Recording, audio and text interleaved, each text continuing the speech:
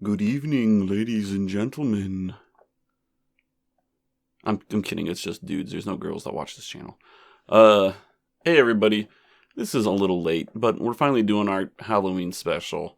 And, this would have been out a lot earlier, but I had a bunch of personal stuff come up, which kind of threw me for a loop. So we're trying to get this out as soon as we can. Sorry we're late to the season, but keep in mind at the end of the Halloween recommendation podcast, we asked you what your favorite Halloween stuff was so that we could review it. And you guys didn't say anything. So therefore, you can't be mad at us because you disappointed us first. Even you, Greg. Yeah, we are above you. We wake up earlier. I was woke before you were. Woke or woke in? Both. All right. I was woke in the rap term, not the modern sense. Okay. But yeah, so we really had no idea what we wanted to do for this, but Rob decided it came up with something a little bit different. And what is that? So, a few years ago, I remember watching some video that was like, oh yeah, there's this really old Frankenstein movie that was made by Thomas Edison's company, but it's totally lost for time, but it predates the 1930s one. And I was like, oh man, that's too bad we'll never get to watch that. And then it turns out it's been found for like a really long time. So we decided to watch it, and we're going to give our thoughts on it. Yep. And it's specifically a restoration from like 2017. Mm-hmm. It's on YouTube. It's in the public domain. So you can go watch it too. We might even link it in the down below if YouTube isn't a complete son of a bitch and deletes, doesn't delete the comment. Yep. Which that I want to make an apology real quick. I did find links for a lot of the crap that I recommended in our recommendations video. Even some of the stuff Robbie recommended. And YouTube was like, oh, no, you can't do that. We don't want people leaving our website. We want you to stay here. No. Yeah, it's kind of... I think that's related to, like, bot things, or maybe that's what they've been telling us, but I don't know. So, yeah, that's kind of unfortunate. Maybe I'll go back next year and find all of them and have Robbie put them in the description. But I don't know. I'm kind of reeling from that. Mm-hmm. That's why I've been lazy the past I don't know how long. Yeah, because I've just been in like a complete state of depression about that. Actually, I should have expected it. I think it's happened before. But anyway, one thing real quick before we dive into this. Kind of have a bit of an announcement or an update or something that I promised earlier this year. I don't remember when, but I said once we hit 400 subscribers, I would do a blind playthrough of the Plutonia experiment map Hunted on UV Pistol Start. And we surpassed that like 2 months ago or something. Yep. We're at like 468 or something like that. But, I don't know. This past summer's been kind of busy for me, and the past couple months too, so I just got to pick a time to do it. But I will do it by the end of the year. Thinking I would like to do a live stream, but I might want to try to test that out before we go in for something like that. Because Bethesda's been acting kind of stupid on my computer. I want to make sure it doesn't act double stupid when we try to use OBS with it, which OBS will. Good evening, ladies and gentlemen. I'm kidding, it's just dudes. There's no girls that watch this channel. Hey everybody. This is a little late, but we're finally doing our Halloween special. And, this would have been out a lot earlier, but I had a bunch of personal stuff come up, which kind of threw me for a loop. So we're trying to get this out as soon as we can. Sorry we're late to the season, but keep in mind at the end of the Halloween recommendation podcast, we asked you what your favorite Halloween stuff was so that we could review it. And you guys didn't say anything. So therefore, you can't be mad at us because you disappointed us first. Even you, Greg. Yeah, we are above you. We wake up earlier. I was woke before you were. Woke or woke in? Both. All right. I was woke in the rap term, not the modern sense. Okay. But yeah, so we really had no idea what we wanted to do for this, but Rob decided it came up with something a little bit different. And what is that? So, A few years ago, I remember watching some video that was like, oh yeah, there's this really old Frankenstein movie that was made by Thomas Edison's company, but it's totally lost for time, but it predates the 1930s one. And I was like, oh man, that's too bad we'll never get to watch that. And then it turns out it's been found for like a really long time. So we decided to watch it, and we're going to give our thoughts on it. Yep. And it's specifically a restoration from like 2017. Mm-hmm. It's on YouTube. It's in the public domain. So you can go watch it too. We might even link it in the down below if YouTube isn't a complete son of a bitch and deletes, doesn't delete the comment. Yep. Which, that I want to make an apology real quick. I did find links for a lot of the crap that I recommended in our recommendations video. Even some of the stuff Robbie recommended. And YouTube was like, oh no, you can't do that. We don't want people leaving our website. We want you to stay here. No. Yeah, it's kind of... I think that's related to like bot things, or maybe that's what they've been telling us, but I don't know. So yeah, that's kind of unfortunate. Maybe I'll go back next year and find all of them and have Robbie put them in the description. But I don't know. I'm kind of reeling from that. Mm-hmm. That's why I've been lazy the past, I don't know how long. Yeah. Because I've just been in like a complete state of depression about that. Actually, I should have expected it. I think it's happened before. But anyway, one thing real quick before we dive into this. Kind of have a bit of an announcement or an update or something that I promised earlier this year. I don't remember when. But I said once we hit 400 subscribers, I would do a blind playthrough of the Plutonia experiment map Hunted on UV Pistol Start. And we surpassed that like 2 months ago or something. Yep. We're at like 468 or something like that. But, I don't know. This past summer's been kind of busy for me, and the past couple months too, so I just got to pick a time to do it. But I will do it by the end of the year. Thinking I would like to do a live stream, but I might want to try to test that out before we go in for something like that. Because Bethesda's been acting kind of stupid on my computer. I want to make sure it doesn't act double stupid when we try to use OBS with it, which OBS will add some sort of complication to it, I know. So I'm going to use the next month for that, and maybe we'll get it out by December. Very cool, very cool. But before Quakemas. Yep. It'll be double Quakemas. It'll be Doom Miss and then Quakemas, maybe. The best miss you could ever miss, besides Swiss Miss. Yes. All right, so let's just get into it. Okay, Frankenstein, 1910. This video is... So, Thomas Edison, I guess I should give a brief history. He had his film company, and from what I understand, his film company were kind of a bunch of dickheads. I think that's why Hollywood was even like started. It was because all the filmmakers out east weren't allowed to make films unless they fit all these like really tight regulations. So they went out to California where there's no laws to do it. So Thomas Edison had this film company. I think it died in the 1920s, I want to say. It didn't last very long. But they pumped out over 1,000 movies, 50 of which were feature length. The rest were just shorts, and I'm sure most of those are lost for time. But they are all public domain, which is fun, because public domain is good.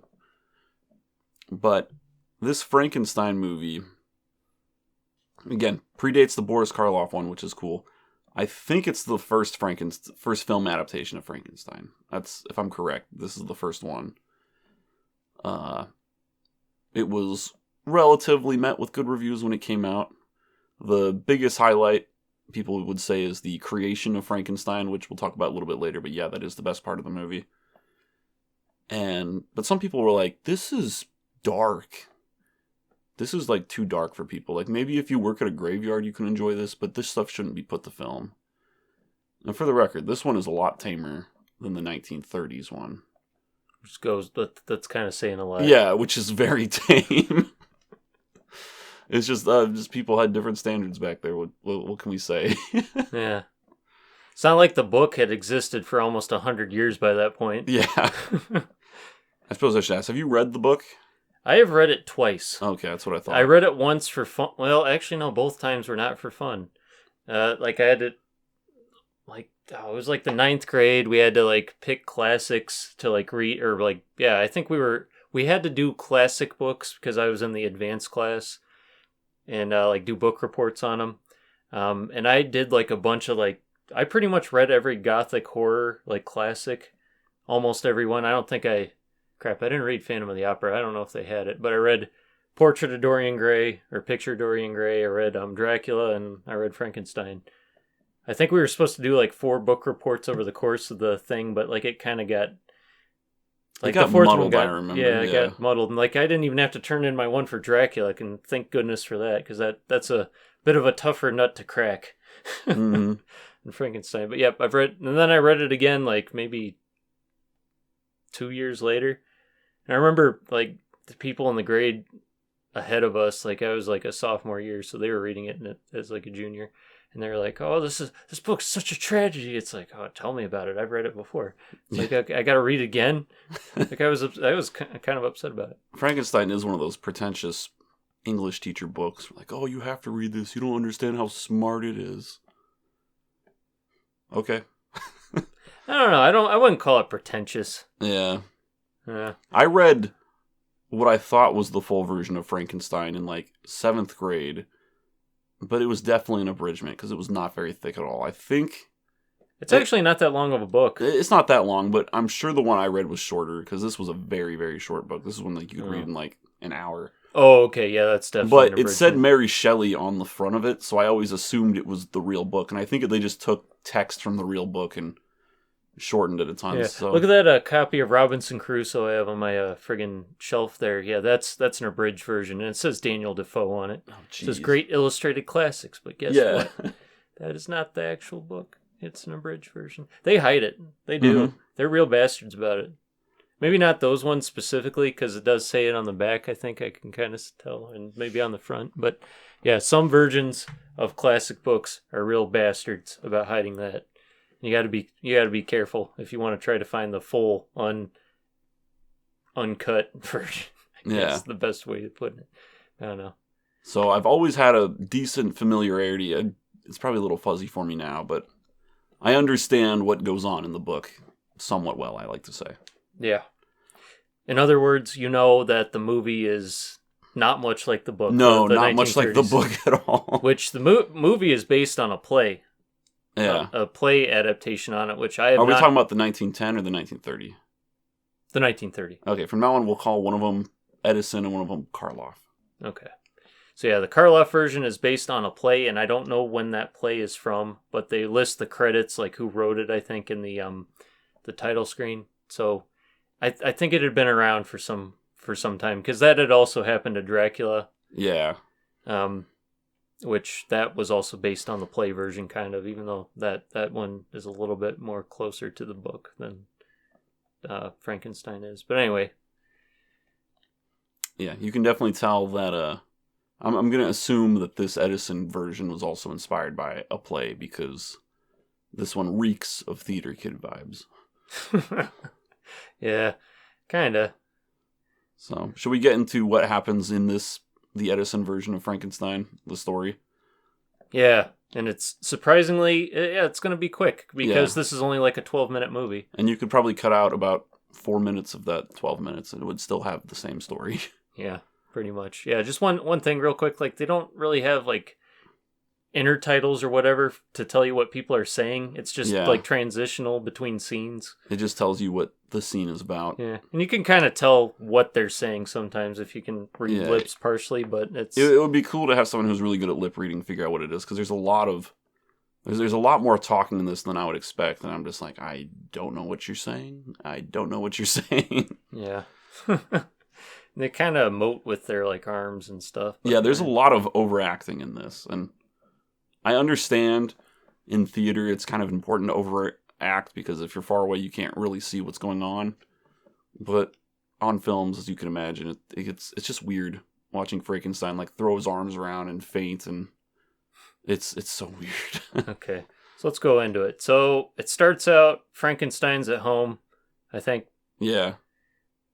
Or does it? And then it says he's like, oh, he's off to college. I think he's saying goodbye to Elizabeth or whoever. Like, I forget what they call her in this one. She's Elizabeth in the book and in the movie, in the Karloff film.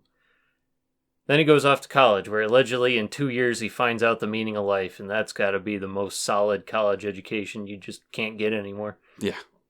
It's like, dang, how much did he pay for that?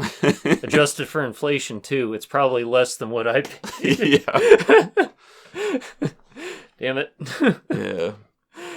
Oh, that's funny. But yep, so he pretty much finds out, like, how to generate life, like the secrets to life and death. And what's interesting about this version is that he doesn't make Frankenstein by like stitching a bunch of dead bodies together. No. It's literally just like a magic potion. He like pours this stuff in this big cauldron, and then the Frankenstein monster forms. And this is the best part in the movie, I think. Yeah. And the way they do it is they made some type of like puppet of the Frankenstein monster, which doesn't look too bad considering the time and considering that this seems pretty low budget. And they just lit it on fire and just burned it to ashes, but then they play it backwards so that it's being formed. It was pretty cool, I think. And it's funny too because they clearly have strings. I couldn't really see the strings, but again, the film's not great quality, that are moving the arms around, but obviously at some point those strings burnt. Yeah. So it's like at first one of the arms just starts moving, and then both arms start moving because at that point they have both of the strings. But it was cool the way they did it. And I think they even made a skeleton inside the puppet that you can see. So like you can see like the flesh sort of forming on the monster. That part looked cool. I will say that. Yeah, it did. So yeah, they kind of like, it's like before that happens, you're like, yeah, as I mentioned, he writes a letter to Elizabeth. He's like, oh, I've discovered the meaning of life and death. Or like whatever, the secret's behind it, I'm going to make a monster or something. Yeah. And then he goes and does it. And there's some subtitle that's like, Frankenstein goes to make the monster, but unfortunately he left a little bit of his evil inside of it. And that's the funny thing in this is they're just like, oh yeah, Frankenstein, he's got evil inside of him, even though you don't really get that in this 13-minute video. He just seems like a Dorcas to me. Like, yeah, I assume there's a part where he looks in and he sees the experiment working and he turns around and I think he yells, "It's alive." And then he does one of those little like golf claps. Just like a little like, ha ha ha. Like, yeah. And then the monster comes out. And he's like, oh no, this monster sucks. Because he's ugly and horrible. And when it comes to the monster design, I actually really like this design of the monster. I'm surprised how much it had in common with the Boris Karloff one. And when I say that, it has like a very square, protruding fake forehead. And I'm going to assume that was something they used to do on the play, because that's the only reason I could think that both of them would have that, because I don't think it says in the book that Frankenstein has a big square forehead. No. Yeah, but this version of the monster has that. And I think it's even bigger on this one than it is on the Karloff one, but... Yeah, like it seems like taller. Yeah, and you can tell where the actor's skin ends and where the fake skin starts, but the design's cool. I like how he's like super hairy, like he's got like basically like a mane. Yeah. And his proportions are kind of weird too, like they stuff his clothes to make him like really massive in like the upper body, and it's not a bad design for the Frankenstein monster. Yeah, the only weird thing about it is that they're kind of inconsistent with like his height, because it almost looks like he's bigger than Frankenstein in the in like some of the scenes, but then others he seems about the same height. Yeah, I don't know what that is. The other thing I like is that he has really long Nosferatu fingers. Oh yeah, yeah, like that was a nice addition. And this is gonna sound weird, but like he strikes some cool poses. Like I like how he does this weird little hunched over thing where he reaches out and stuff. Like he's a cool monster. I'll give him that. Yeah. Yep. So then kind of continuing the story. So yeah, like Frankenstein freaks out. Like, oh, what have I done? Yeah. And then he goes to his like bedroom or something. And he tries to like sleep it off or something because he like thinks it was like hallucination. And then the monster, as Robbie said, like just reaches through with his weird Nosferatu fingers and kind of freaks him out. And then is that the part where he faints on the ground and then like immediately as the monster leaves, like some random butler walks in and is like, yeah. Are you okay? Yeah. Yeah, I know, like, he had a roommate in the book, so Mm-hmm. that's probably who that is, or, like, a friend that lived with him at the time, and I think like, yeah, like, it's definitely different in the book, because I think he runs away from the apartment Yeah. after, like, the monster, like, wakes him up in bed, because he does do the same thing in the book, if I recall correctly. But yeah, then he runs out of the apartment, and then he, like, runs into his friend, and I think he tries to tell him about it, and then, like, Yeah. he gets back, and the monster's not there. Yeah. Then. Then, yeah, he returns home, and he's like, oh, it's time, wedding time, Elizabeth. And then, apparently, the monster followed him. Yep. And I don't know if this was insinuating, like, sort of like one of the subplots to both the book and, like, Bride of Frankenstein, or, like, the main plot, I guess, of Bride of Frankenstein, where, like, the creature kind of, like, gets jealous of seeing Frankenstein and Elizabeth, and he wants, like, like, a companion. There was something like that in the book. Well, yeah, I know it's in Yeah, the okay, book. I'm okay. talking about in the Edison film. Oh, okay, yeah. Yeah. Because I think they make... It's kind of vague. It's hard to understand what they're talking about, but there's something about... They say the monster sees himself for the first time, and I think he realizes that he's horrifying, and then he gets angry or jealous, and he wants to steal the woman, as monsters do in these old horror movies. Yeah. So, yeah, like, he and friggin' Frankenstein, like, kind of, like, talk about something. Mm-hmm. That is the nice thing about this, is that Frankenstein talks. I mean, obviously, you don't get to know what he's talking about, but he clearly has some long speeches that mean something. He learned it much faster than in the book. Yeah. And even the book seemed far-fetched, but, like, yeah, like, and then, like, Frankenstein and Elizabeth have their wedding, and then later that night, the monster breaks in and tries to, like, as Robbie said, steal the girl, but Frankenstein, he, like, walks in and, like, sees, like, the door to the patio or whatever's, like, open. He's like, oh, he does, like, this very exaggerated, like, who did this? And then, Yeah. like, closes it, and then, like... The other part I like is that the monster walks into what I presume is the bedroom, and it's off screen where Elizabeth is, and you just see Frankenstein just, like, pointing off screen like, oh no, oh no.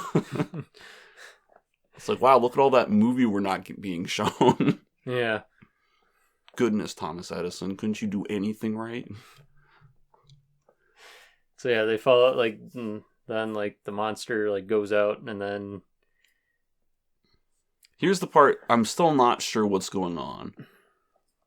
The monster looks in the mirror, and then the monster disappears, but his reflection is still in the mirror. And then Frankenstein walks in, and he kind of walks around a little bit, and then the monster's reflection disappears, and you just see the doctor's reflection.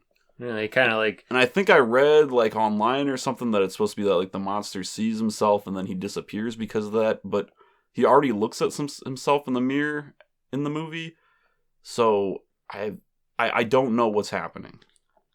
But it's not in the book, I'll tell you that much. Yeah, pretty much. It's been a long time since I've read the book, but I know that didn't happen. Nope. So yeah, and then after that, it's pretty much the end. Yeah, it just kind of abruptly ends. Yeah. Which is expected for these old movies. Yeah.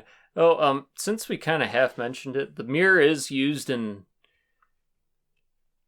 like, several of the scenes. I guess it's supposed to be, like, their kitchen or whatever. And, like, the kind of neat effect that it has, because I guess filmmaking was still kind of new at this time. It's like the concept of having multiple camera setups was not a thing. It kind of works as, like, another view of the room, because it shows the door to the room. So you can see when somebody's coming into the door and when somebody's opening doors and coming into the room without them having to do a separate take or a different camera angle. Yeah, and I thought that was kind of neat. Yeah, it was a clever way to do it. So yeah, as you can kind of guess, like, it kind of, like, it has some weird commonalities with the book, but at the same time, it's not really. Yeah. So I wouldn't call it the best adaptation, but it does kind of have the basic story beats. But yeah, like, it kind of, similarly to the Karloff books, or not the Karloff books, the Karloff movies, it's not really a tragedy as much as the book is. Yeah. Because the tragedy, even though it can be viewed as like a very, very early form of like science fiction and like gothic horror, it's a tragedy in a lot of ways. A lot of people get whacked. Mm-hmm. And not as many do in the Karloff films, and certainly not in this. Like, no one dies in this one. Spoiler alert. Like, the monster isn't as vengeful as the one in the book, certainly. Yeah. So it's a liberal adaptation. That's the name of the movie. Yeah, that's what they say right in the beginning, the title card. It's like a liberal adaptation of Mary Shelley's Frankenstein. So, I guess in conclusion, good things in this movie. The monster looks cool. He moves around cool.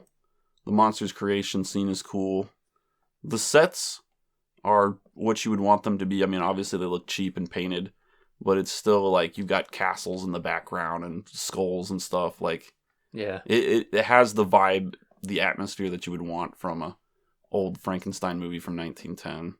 Yeah, it did remind me a lot of Nosferatu, which we had both watched for the first time this past October.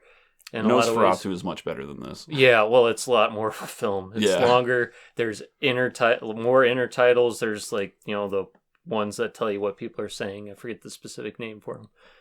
And yeah.